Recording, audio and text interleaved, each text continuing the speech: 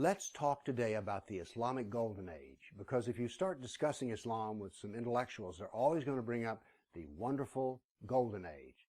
As a matter of fact, I stood in a professor's office in Princeton University who told me that the high point of all human history was the Golden Age of Islam in Baghdad. Let's look at this a little bit. First off, this whole idea of the wonder of the Golden Age of Baghdad came from Europe, in particular those who were harshly critical of the Catholic Church, people like Voltaire. So by building Islam up, they could then point to the Dark Ages and the Catholic Church and say, see, that is so terrible. Look, this is just wonderful. So that's the contrast they wanted to do there in an attack on the Catholic Church. Now, there's another reason that we hear about the Golden Age, and that's because when we look around us, what do we see that comes out of Islam that is wonderful? Like, what wonderful novel have you read by a Muslim? I'm a scientist, and one of the things that I keep up with is what are they giving Nobel Prizes for? They do not give Nobel Prizes to Muslim scientists working in Muslim lands. There's been a handful who've won Nobel Prizes for science, but they were working with kafirs, unbelievers, and in a kafir land. So we see here that Islam does not give us a lot of creativity. It can do some routine work. Here's take another example. What wonderful technological device do you use that comes from Islam? There are many Muslims in the computer business, but what great software do you use that comes out of Islam?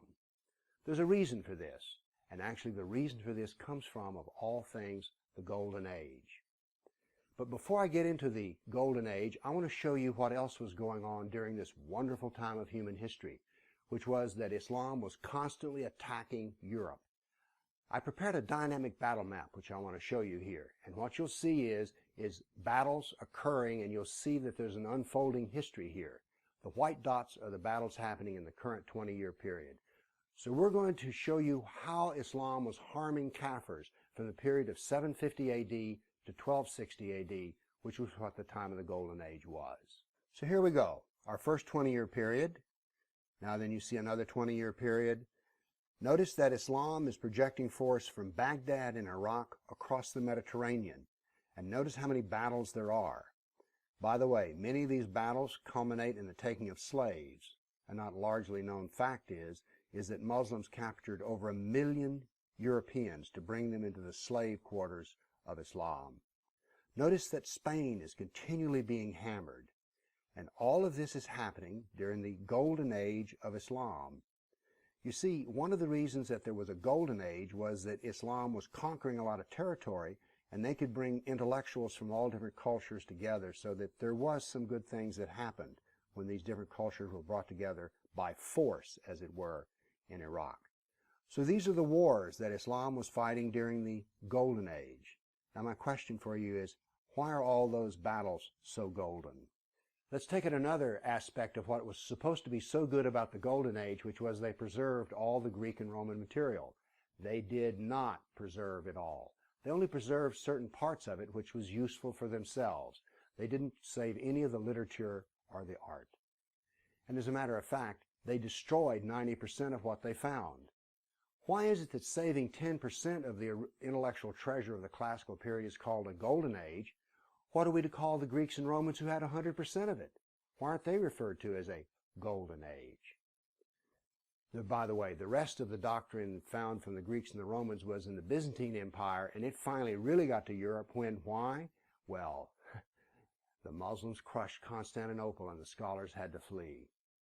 So there was some good that was done, but these are more like golden flecks. There were areas in which they did well. One was geography, star maps, mathematics, but it was very limited as to what the Golden Age actually occurred. The knowledge that was brought forth in the Golden Age was very limited to the area that it was in. By the way, one of the things that came out of the Golden Age was the philosophy is there is no cause and effect, and there are no natural laws. Now let's go back to the lack of Nobel Prizes in Islamic countries. Do you think that saying there's no natural laws and there's no cause and effect would make a good scientist? No. All of science is based on the search for natural laws, and it is based upon cause and effect. So we can say about the Golden Age that there were some golden flecks, but it was not a golden age, and it all came at the hands of the suffering of the kafir. So much for the golden age. Thank you.